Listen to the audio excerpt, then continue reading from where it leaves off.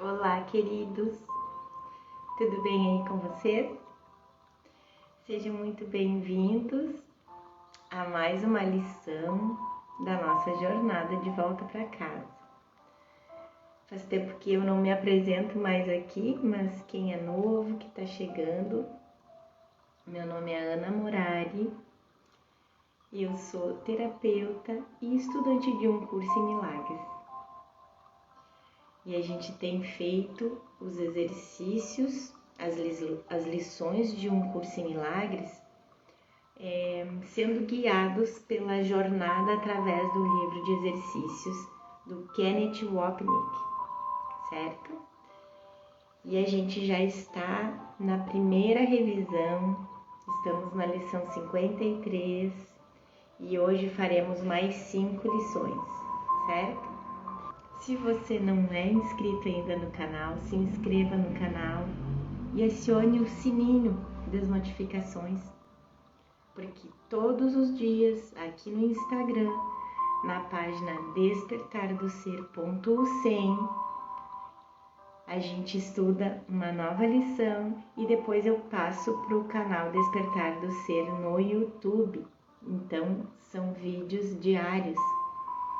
Então, acione o sininho que você vai ser lembrado a cada vídeo novo, a cada lição nova que a gente tiver para estudar para o dia, tá bom? E compartilhem com quem vocês sentirem que pode ser contribuição para toda a filiação. Vamos lá? Então, hoje a gente vai revisar o seguinte. A gente vê aqui uma conexão direta mostrada a nós entre nossos pensamentos e o mundo, tá? Ainda que Jesus já tenha feito essa conexão antes.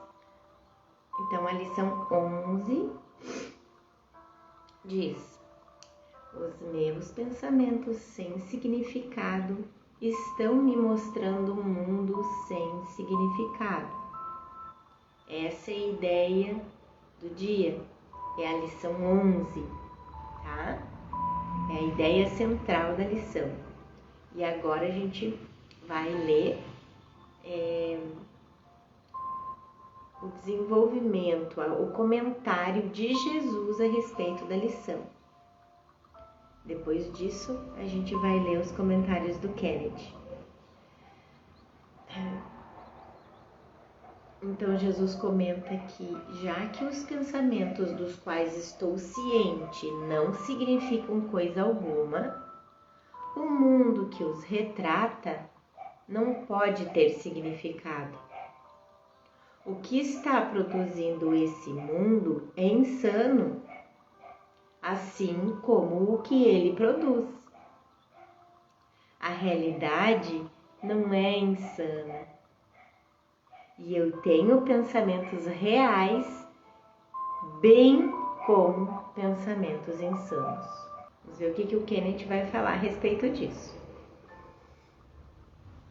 Nossos pensamentos de individualidade, pecaminosidade, especialismo, etc., têm produzido esse mundo.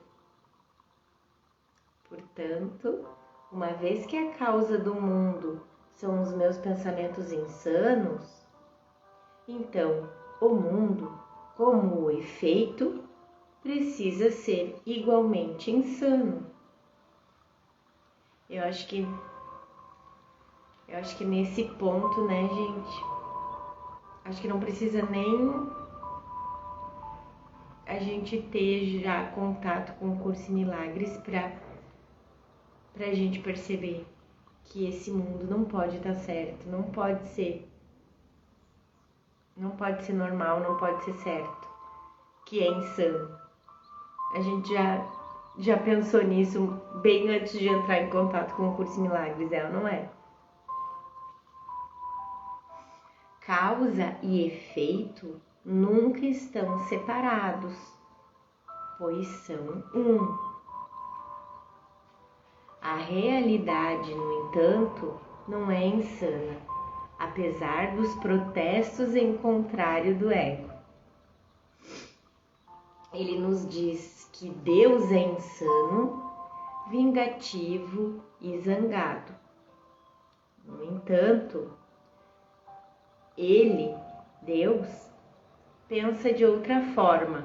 Como fez nas primeiras 50 lições, Jesus explica que temos uma mente dividida, contendo pensamentos irreais de ódio e pensamentos reais de amor.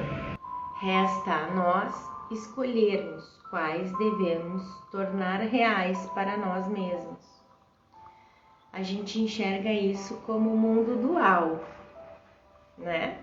A gente acredita que o mundo realmente, que a nossa realidade é dual. Então, quando ele fala que a gente tem uma mente dividida, é exatamente isso. Pensamentos irreais de ódio e pensamentos reais de amor. Só que a gente coloca tudo no mesmo pacote, achando que a dualidade é a nossa realidade. Que a gente é amor e ódio, que tudo é dual.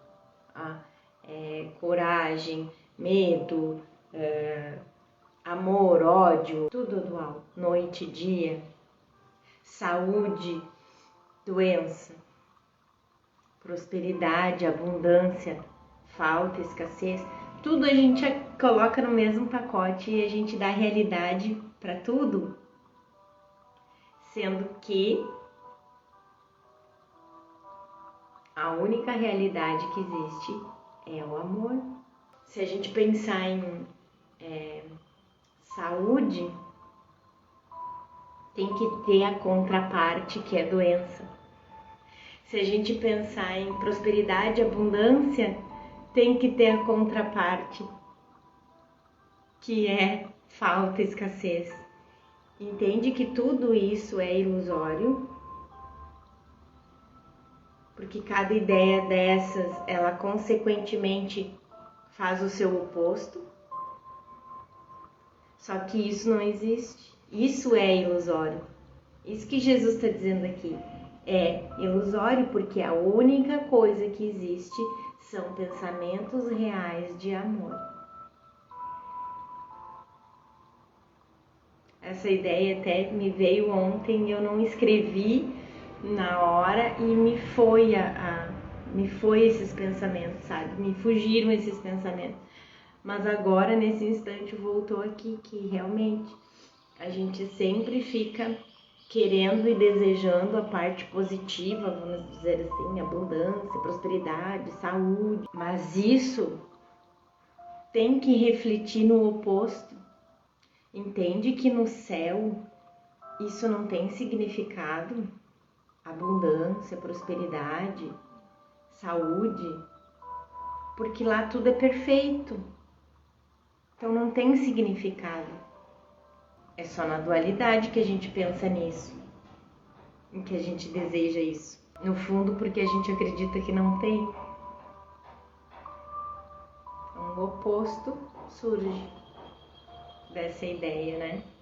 Da ideia separada, dividida, dual.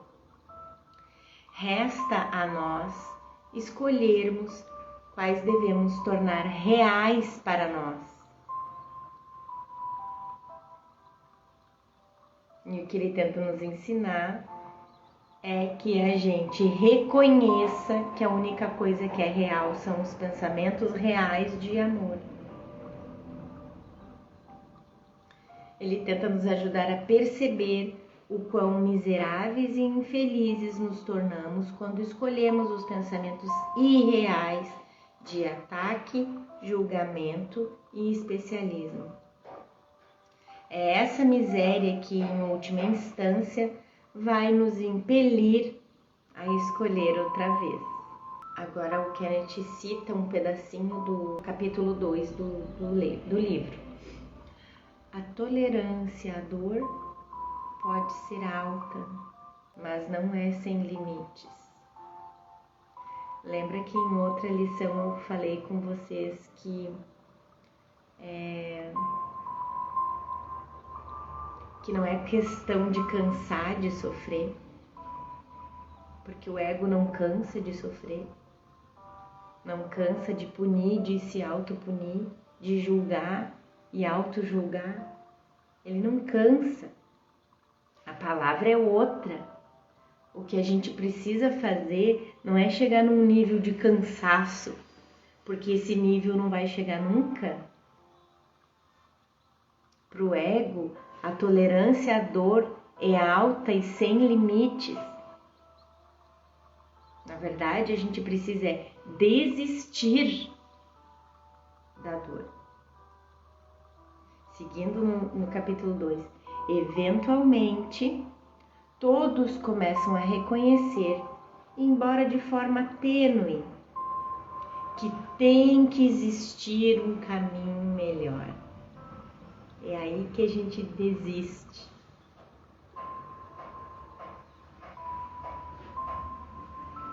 Na medida em que esse reconhecimento venha a ser estabelecido de forma mais firme, venha a ser um ponto de mutação. E assim, na verdade, eu sempre sempre experienciei críticas. E aí de tanto experienciar essas críticas, claro, nada de vitimismo aqui, hoje a gente sabe que eu que pedia para ser criticada em relação a isso, porque eu acreditava estar errada. Então alguém tinha que ir lá e me mostrar o que eu estava pensando de mim mesma, né? Mas no fundo, eu sempre fui bem intolerante à dor. E o que o mundo faz a gente pensar em relação a isso? Quando a gente é intolerante à dor. Que a gente não é corajoso, que qualquer dificuldade a gente desiste, né? Que a gente não tem caráter firme, enfim, as características que o mundo nos descreve quando a gente evita a dor ou foge da dor, são infinitas. As características e a maneira com que o mundo nos descreve e nós mesmos nos descrevemos, isso é julgamento, né? Então, existem infinitas características que a gente dá àquelas pessoas que fogem da dor, que fogem da dificuldade, né? E, no entanto, é porque no fundo a gente tem aquela mente certa que nos diz para que a gente deixe de ser tolerante à dor. Se algo te machuca, se algo te destrói, se afasta. Só que a diferença é que na mente a gente tem que estar em paz. Entende? É que nem como a gente diz aqui no sul, dá murro em ponta de faca, insistir em algo que não tá fluindo, em algo que não é para acontecer, e a gente fica lá sofrendo, insistindo, dando murro em ponta de faca, em algo que não é para ser. O que é para ser flui naturalmente, sem sofrimento. Isso é o amor verdadeiro. É a nossa realidade em Cristo. É a paz. Só que aí, ou a gente insiste, sofre naquela situação, dá murro em ponta de faca, às vezes fica doente, correndo atrás de um objetivo, porque se estressa, porque fica com medo, enfim, todas as emoções e pensamentos de autodestruição que acontecem quando a gente tenta forçar algo, nadar contra a correnteza, né? A gente fica doente tanto psicologicamente quanto no corpo, né? Sendo que o corpo e a mente psicológica não podem adoecer. Eles são neutros, o que adoece é a mente, né? Que tá sentindo que tá indo contra a sua verdadeira natureza, que é fluida, que é amor. Só que se a gente evita a dor, se afasta do que não tá fluindo, se afasta do que está muito difícil, desiste de sofrer, mas lá na mente a gente se sente culpado, porque fica aqueles pensamentos remoendo, dizendo que a gente não tem persistência, que a gente desiste fácil, que a gente não sabe o que quer, nunca vou construir nada na vida porque qualquer dificuldade eu desisto. Então, sabe, aquela tagarelice do ego, de autodestruição. Então, o que importa é a paz na mente, independente do que a gente for fazer na forma. Se você for correr atrás de um objetivo que tá difícil de desenrolar, mas você tem a paz mental, da certeza de que esse é o caminho, você não vai sofrer para alcançar aquilo ali. Não vai sofrer naquela experiência, porque tu tá em paz na mente. Ao mesmo tempo, mesma coisa se você vê que aquilo tá sofrido demais, que é nadar contra a correnteza e que já deu para ver que aquilo ali não é o caminho. Mas tu tá em paz, tu não tá com os pensamentos de autoataque te dizendo, tu desiste com qualquer coisa, porque a gente vai se menosprezando, se diminuindo, se atacando. E aí a mente tá doente, vai adoecer como um todo. Então, independentemente se a gente for batalhar lá atrás de um objetivo, de um caminho, estamos falando aqui da prática desse mundo aqui que a gente continua achando que é real, tá? A gente continua aqui, então a gente ainda tem esses ídolos aqui no mundo, né? Que todo mundo quer comer, quer morar, quer encontrar seu lugar ao sol, como a gente diz. Então, a gente tá andando nesse mundo aqui e ainda precisa um monte de coisa, né? A gente ainda acredita que precisa de um monte de coisa. Então, a gente vai estar atrás do trabalho, né? Vai ir atrás de um relacionamento, de casa, carro, apartamento, como dizia um professor meu. Então, tudo que importa é a paz na mente. E quando a gente está sofrendo com algo, saber, mesmo que de forma tênue, que existe um caminho melhor. Para quem insistir no que não está fluindo, eu sempre acreditei nisso. Acreditei nisso, mas ao mesmo tempo o ego me matava, porque eu ficava me menosprezando, me diminuindo, me atacando, de que eu era assim, que eu, se encontrasse uma dificuldade, eu desistia.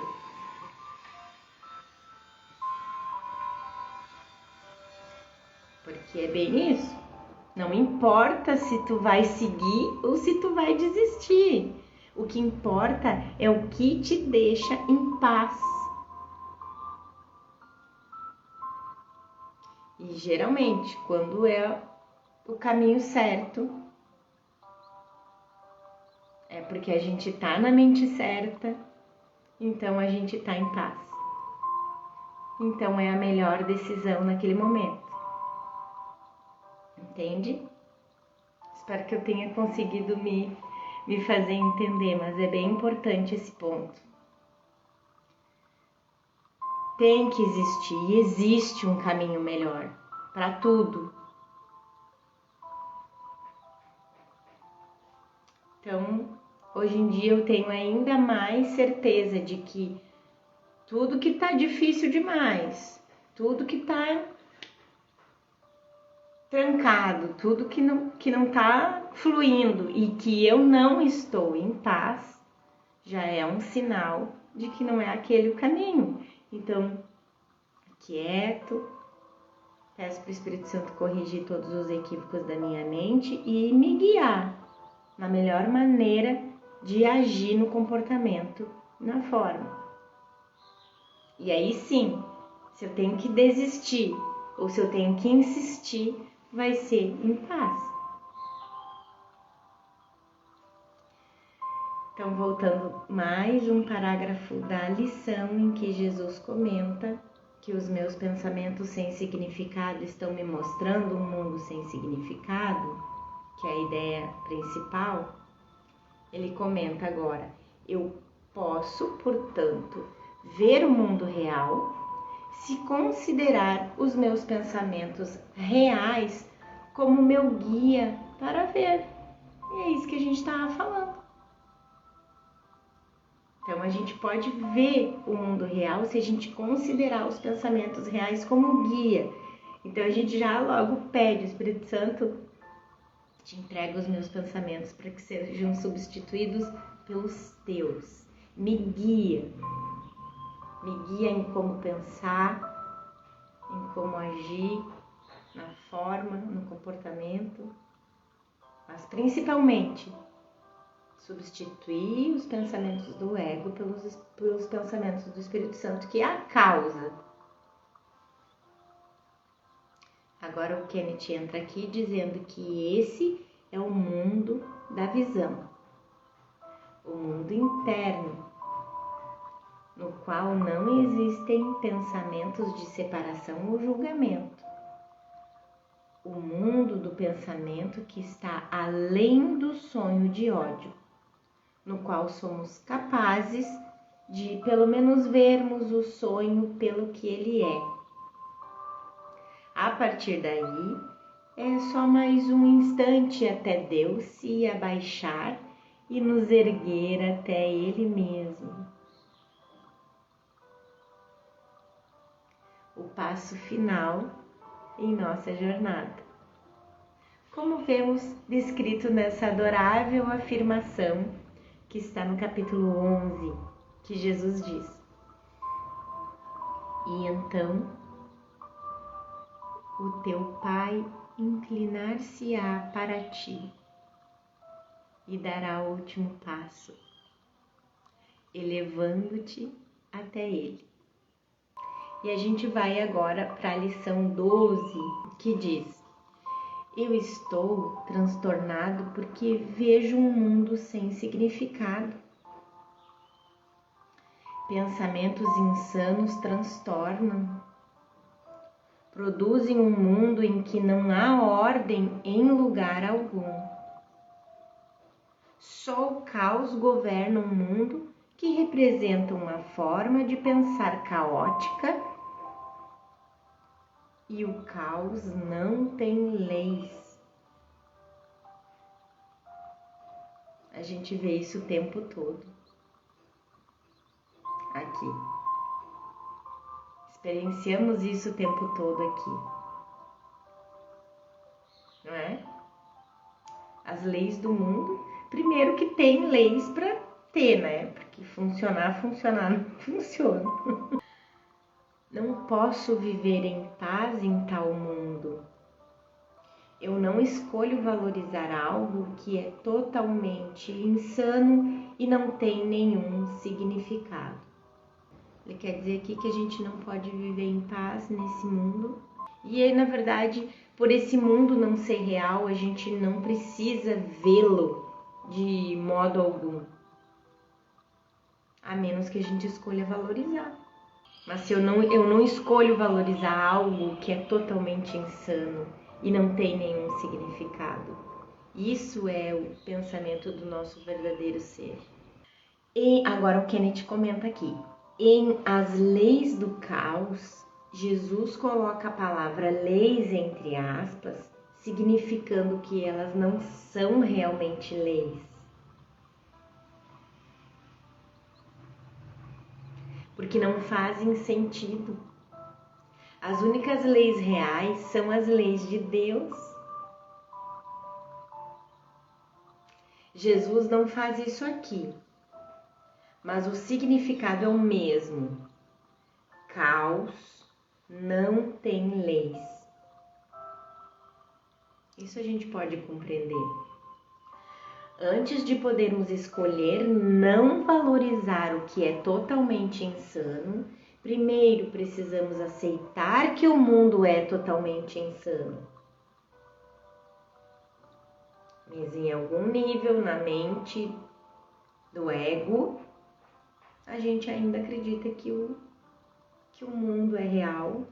A gente está escolhendo, na verdade, acreditar que o mundo é real.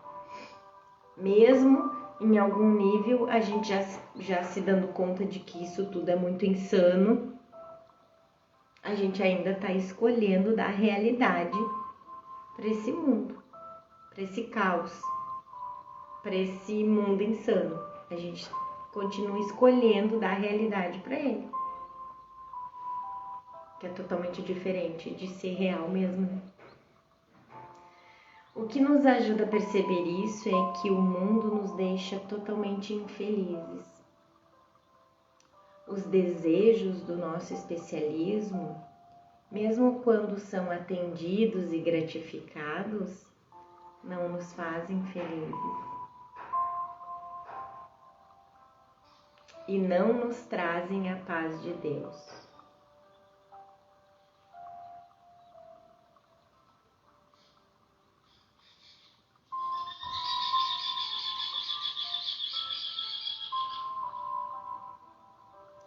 Essa paz, ela é independente. Ela não pode ter ligação, ela não pode ter conexão com desejos do nosso especialismo. Se a gente perceber que ela é totalmente independente, que a paz de Deus na nossa mente não tem nada a ver com esse mundo, vai ser muito mais fácil a gente estar sempre nesse lugar de paz. Porque aí mesmo se os nossos desejos forem atendidos e gratificados, a gente não vai carregar culpa nem medo. Culpa porque conseguiu e tem gente que não consegue. Culpa porque tem mais e outros têm menos. Culpa porque acha que foi muito fácil e tem gente que passa muita... E, gente, a lista é infindável, né? A gente sente culpa quando conquista as coisas. E se você acha que não sente, deixa vir. Deixa vir porque ela tá lá. E se a gente não é atendido e não é gratificado, não tem ligação. A paz de Deus não tem ligação com adquirir coisas no mundo ou não adquirir coisas no mundo, ou ter relacionamentos no mundo ou não ter relacionamentos no mundo. Isso é perdoar o mundo. Depois eu até me perco aqui, não sei nem onde é que eu tava mais, mas é uma última coisinha que eu precisava comentar com vocês, é uma conversa que eu tive com a minha filha outro dia, né? Se realmente o script do ego já tá feito, que a gente só precisa olhar pro filme com os olhos de Cristo, com os olhos do Espírito Santo, para que a gente perceba diferente e então a gente possa conseguir viver aqui um sonho feliz, é só perdoando. E aí eu dei um exemplo. Então, filha, se o script do ego para mim é viver aqui sem ter amigos, é isso que vai acontecer. A minha escolha é com que olhos que eu vou olhar para isso. Se a minha felicidade depender de eu ter amigos, eu vou ser uma desgraçada a vida toda, porque o meu caminho foi traçado assim. Né? Eu me mudei várias vezes de cidade, os meus amigos de infância ficaram lá na minha cidade natal, eu me mudei muitas vezes e, de acordo com as crenças que eu sempre vivi dentro do pensamento, do sistema de pensamento do ego, eu fui fazendo a minha vida assim, sem amigos. Mas eu preciso encontrar a paz de Deus nisso, o jeito de ver do Espírito Santo e de Cristo, a verdade nisso. E eu não posso depender a minha felicidade de ter amigos. E aí a minha filha disse assim, mãe, tanto que tu não tem, né? Pois é, filha, e daí? Aí eu vou ser infeliz a vida toda porque não tenho amigos? E é uma escolha que a gente vai fazendo, né? São escolhas que a gente vai fazendo, mas está dentro do script do ego. Aquilo já estava escrito que ia ser assim. E agora eu tenho uma escolha só. Perdoar o sonho e ser feliz. Porque a paz de Deus na minha mente não tem nada a ver com o que se tem no mundo. Um monte de amigos, um pouco de amigos, sem amigos, com casa, carro, apartamento, com relacionamento, sem relacionamento.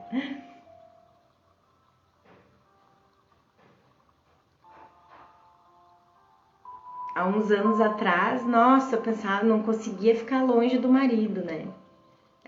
Tivesse que viajar, ficar uns poucos dias longe, meu Deus, assim. Ficava pensando que não podia ficar sem. Depois a gente se separou e há um ano mais ou menos a gente reatou o nosso relacionamento, mas ele vive em outra cidade. Então entende o que é perdoar o mundo? É a gente olhar esse script sem conexão com a paz de Deus, que está na nossa mente. É só a gente escolher se apossar da paz de Deus que está na nossa mente, que é nosso direito. Reivindicar, como Jesus fala em algumas partes no texto, reivindicar o nosso direito, que é a paz de Deus, mas ela está totalmente separada, não tem ligação, não tem conexão com adquirir coisas no mundo. Então, mesmo que essas coisas sejam atendidas e gratificadas, não nos fazem felizes, não trazem a paz de Deus, porque não é isso que traz a paz de Deus. Ele nos traz essas coisas, esses desejos atendidos e gratificados, eles nos trazem a paz do ego. E quanto dura a paz do ego? Nos traz a paz do ego, mas não a paz do céu. A razão final, continuando aqui, gente, depois de todo esse papo. A razão final para o fato de nossos pensamentos serem tão transtornadores é que eles nos lembram do pensamento insano original, ontológico, como o Kenneth gosta de falar, que acreditamos que vai levar à nossa punição. Por isso, quando a gente conquista os desejos aqui, vem à tona tanto culpa quanto medo. Medo de perder, medo de ter que dividir.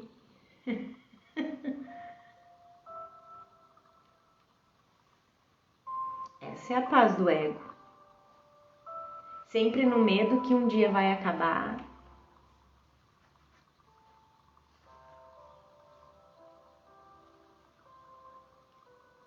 Só que tudo isso, todos esses pensamentos transtornadores, a origem deles está na ideia original de que era possível a gente se separar de Deus e que a gente realmente se separou. Então agora a gente se sente culpado e sente medo que Deus vai nos punir por isso, porque quisemos nos apossar do poder que Deus nos deu e nós mesmos agora sermos criadores sem Ele, nas agourentas palavras do ego, descritas nessa poderosa passagem do manual de professores, lemos e trememos, entre parênteses, sobre o efeito do nosso pensamento insano de separação, colocado no contexto dos pensamentos mágicos, reconhecido em outros ou em nós mesmos. Ele quer citar aqui, então, esse parágrafo do Manual de Professores que diz: eles, os pensamentos mágicos, só podem redespertar a culpa adormecida que ocultaste, mas não soltaste. Ocultaste totalmente. Porque a gente, antes de entrar em contato com o Curso em Milagres, a gente nunca sonhava que tudo que acontece aqui é só um reflexo da culpa por a gente acreditar que deixou Deus, que separou de Deus e deixou o céu. Então, é uma culpa adormecida, mas o que a gente não soltou. Em algum nível tá lá grudadinha e a gente sofre os efeitos disso. Cada um diz claramente a tua mente assustada: tu usurpaste o lugar de Deus. Acho que cada um diz claramente a tua mente assustada é que tudo e todos está dizendo intrinsecamente, em segundo plano, essa acusação. Tu usurpaste o lugar de Deus. E essa ideia segue: tu usurpaste o lugar de Deus. Não penses que ele esqueceu. Aqui temos o medo de Deus mais nitidamente representado, pois nesse pensamento a culpa já ergueu a loucura ao trono do próprio Deus.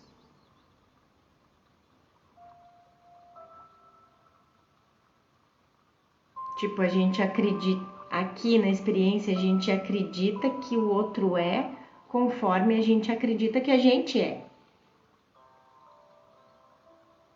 Sempre. Sabe aquela pessoa que tá sempre desconfiada de todo mundo? É porque ela desconfia dela mesma, ela mesma não se sente confiável. No fundo, isso projeta lá fora e a gente acha que ninguém é confiável. E isso em tudo. Qualquer julgamento que você fizer do outro é um julgamento que você faz de si mesmo. Só que para não lidar com aquilo, a gente projeta lá fora. Tudo é projeção, né? Então, essa ideia de ego é tão insana que a gente vai lá e projeta no próprio Deus que ele é tão insano quanto o ego. Então, é o que ele está dizendo com isso. Pois nesse pensamento a culpa já ergueu a loucura ao trono do próprio Deus. E agora não há nenhuma esperança, a não ser matar. Aqui está a salvação agora. Um pai enraivecido persegue seu filho culpado. Matar ou ser morto, pois a escolha está apenas nisso. Isso é todo o sistema de pensamento do ego, gente, por mais escondido que esteja.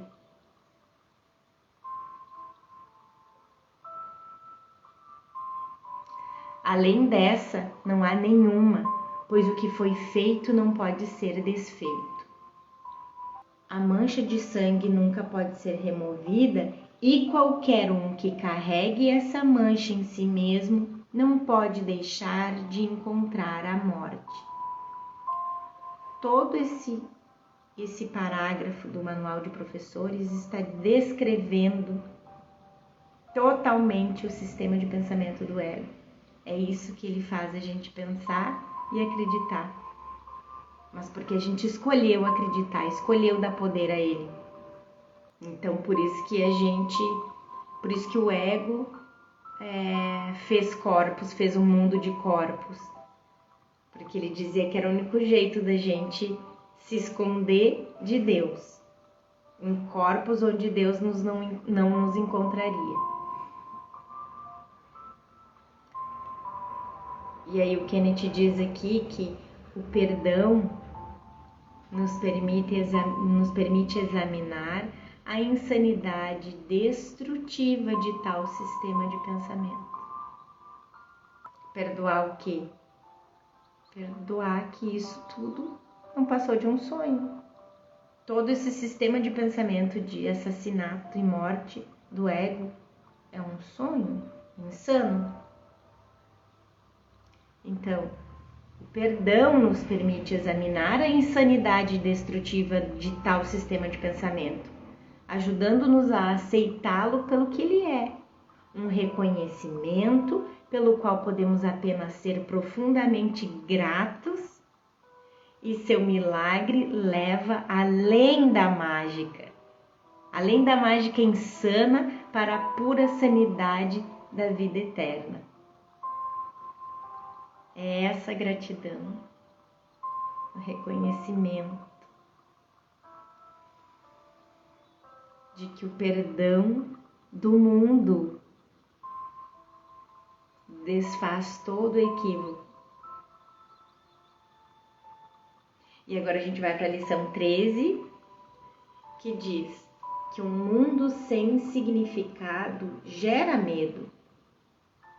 Aquilo que é totalmente insano gera medo porque é completamente inconfiável e não oferece nenhuma base para a confiança. Nada na loucura é confiável. Não oferece nenhuma segurança e nenhuma esperança. Mas tal mundo não é real. Agora o Kenneth diz que a única realidade é o céu, no qual podemos confiar totalmente, porque é certo. Existe apenas Deus. O mundo, como todos já experienciamos, não é confiável. Ele foi feito para ser assim. É isso que nos faz saber que o mundo e nossa experiência dele não são reais. Mais uma vez, é a nossa culpa, nascida da crença no pecado, que nos leva a esperar a punição certa e a não confiarmos em ninguém. Olha o que a gente estava falando ontem, né?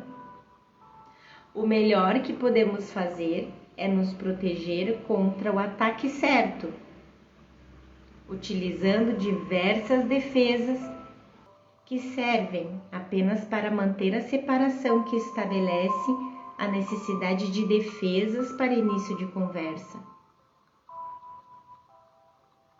Portanto, os ciclos viciosos de culpa e ataque e defesa continuam infinitamente.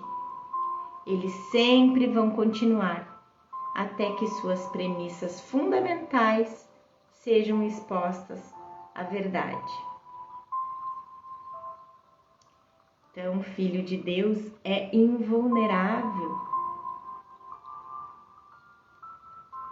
O que é vulnerável é o mundo dos corpos, que pode ser atacado, pode ser morto, machucado.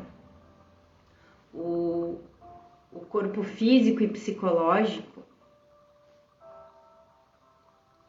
da ilusão, né? Esse mundo psicológico da ilusão pode ser vulnerável e pode ser atacado. Mas o que a gente é verdadeiramente, o Filho de Deus, é totalmente invulnerável, não pode ser atacado, não pode ser machucado, não pode ser ferido. Com o qual a gente vai se identificar é que vai dizer se a gente é vulnerável ou não.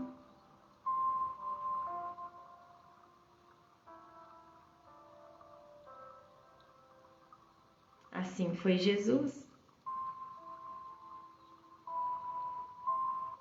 Se ele se identificava somente como Cristo, como sendo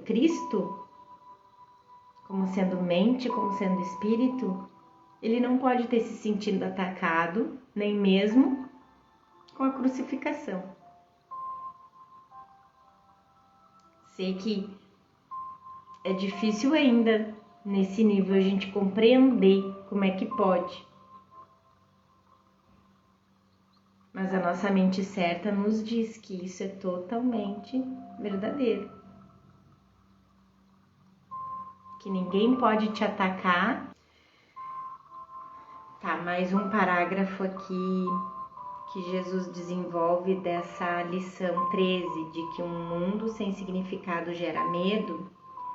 Ele ainda desenvolve mais esse pedaço aqui, dizendo: eu tenho lhe dado a ilusão de realidade e tenho sofrido em consequência da minha crença nele. Agora escolho retirar essa crença e colocar a minha confiança na realidade.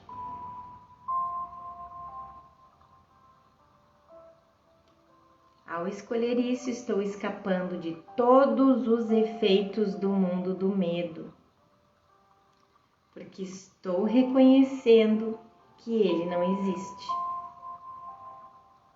É isso que a gente está falando, de se identificar.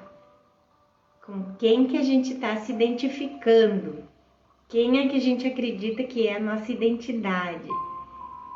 Esse corpo, essa personalidade, esses papéis? Ou Cristo, Filho de Deus? Verdade, para isso que a gente está fazendo esse treino, né, gente? A gente quer voltar à nossa ciência do nosso verdadeiro ser. Senão a gente não estava aqui treinando. E o Kenneth desenvolve aqui esse parágrafo, então, dizendo: novamente, é essencial que façamos a conexão entre nosso sofrimento, o efeito, e nossos pensamentos de julgamento, ataque e especialismo, que é a causa. Não escapamos do mundo do medo por usarmos nossos armamentos, tentativas de controle, manipular e seduzir. Controlamos o mundo apenas percebendo que não há mundo a controlar. O que realmente precisa ser controlado, no entanto, são os nossos pensamentos, como Jesus gentilmente repreendeu Ellen para repetir uma citação anterior. Uma frasezinha do capítulo 2: tu és tolerante demais com as divagações da tua mente. Tolerante e crente, né? A maior parte do tempo não há nada que possamos fazer sobre o mundo incerto.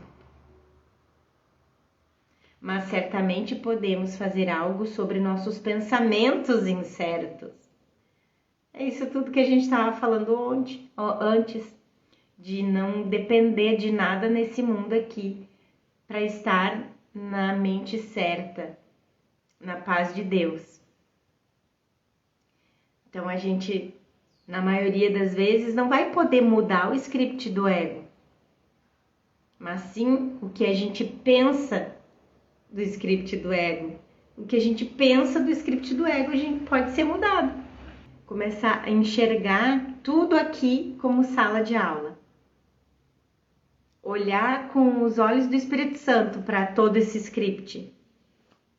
Então, o jeito que a gente olha e o que a gente pensa pode mudar. É o mesmo que dizer que eu não posso mudar o que fulano pensa de mim, mas eu posso mudar o que eu penso do fulano. Tudo aqui nesse mundo é incerto. E precisamos fazê-lo porque eles servem a um propósito vitalmente importante. Eles nos mantêm aqui, mantendo intacta a nossa individualidade, altos conceitos e a própria existência. Reconhecer o propósito dos nossos pensamentos nos capacita a exercer o poder de decisão para mudarmos da meta de separação do ego para a meta de expiação do Espírito Santo. Mudando o propósito subjacente do ego, somos capazes de escapar dos seus efeitos de dor, ansiedade e medo. E a lição 14 que diz: Deus não criou um mundo sem significado. Como pode um mundo sem significado existir se Deus não o criou? Como que Deus pode ter criado um mundo sem significado, né?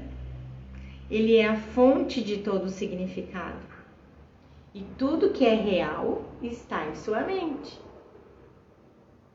Está também em minha mente, porque Ele o criou comigo. Por que deveria eu continuar a sofrer dos efeitos dos meus próprios pensamentos insanos, quando a perfeição da criação é o meu lar? Que eu me lembre do poder da minha decisão e reconheça onde eu realmente habito. Você pode ver como Jesus volta de novo e de novo aos temas sinfônicos centrais dessas lições: realidade, ilusão e o poder de nossas mentes de escolherem entre elas. O ponto aqui é extremamente importante, porque o problema é que nos esquecemos de que temos tal poder de escolha. O ego estabelece sua série de defesas para que nunca nos lembremos de que temos uma mente, sem falar em uma mente que pode escolher, porque somos o sonhador do sonho. Portanto, o corpo e o cérebro foram feitos para manter nossas mentes ocultas de nós. Substituídas pelo estado sem mente de viver em um corpo que é governado por um cérebro que pensa, mas na realidade apenas encena os pensamentos da mente inconsciente.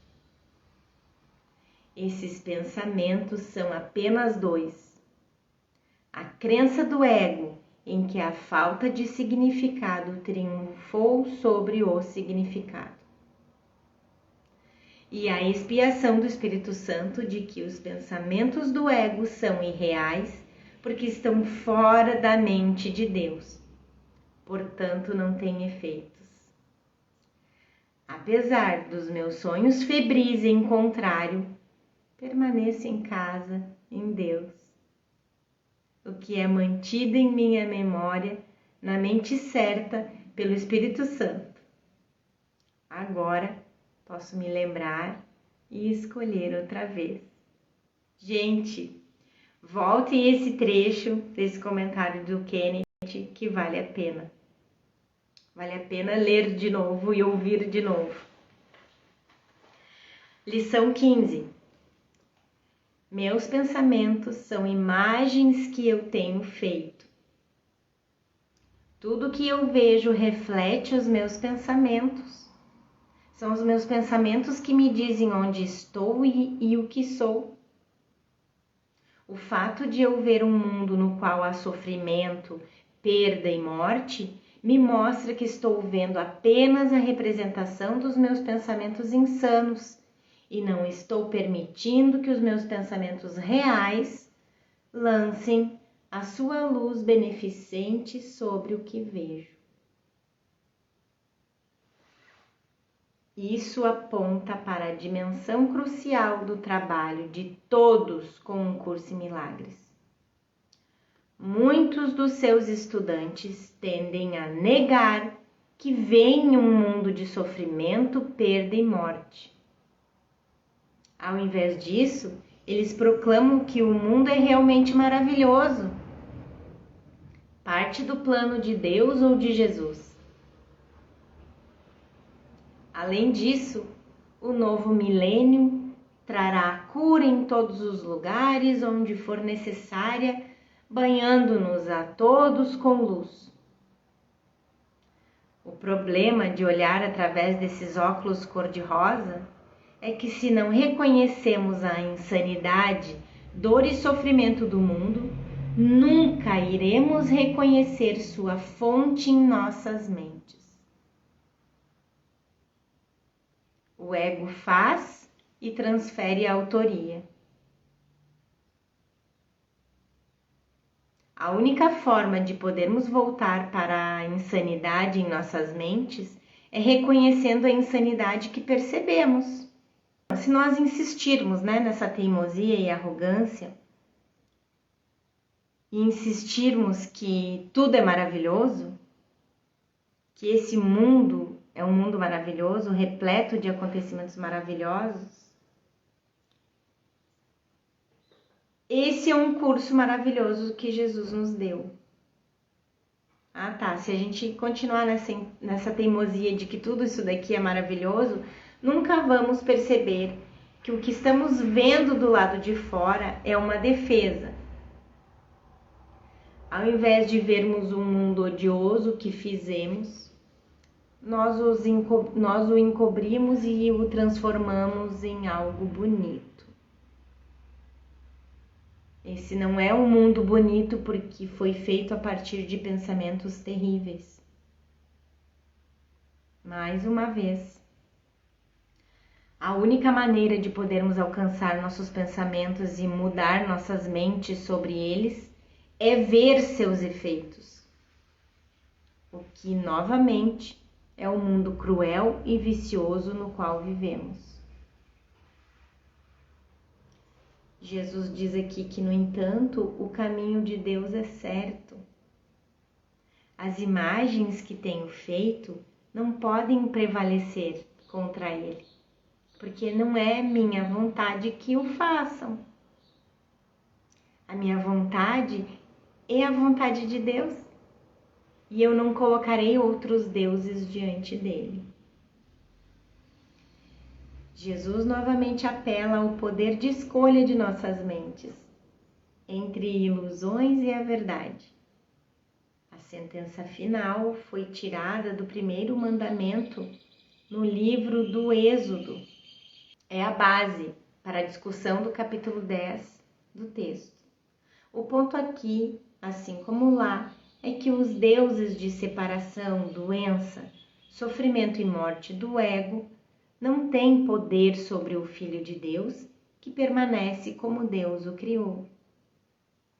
Deus permanece Deus, e nenhuma imaginação selvagem pode erigir outro para tomar seu lugar, exceto em sonhos.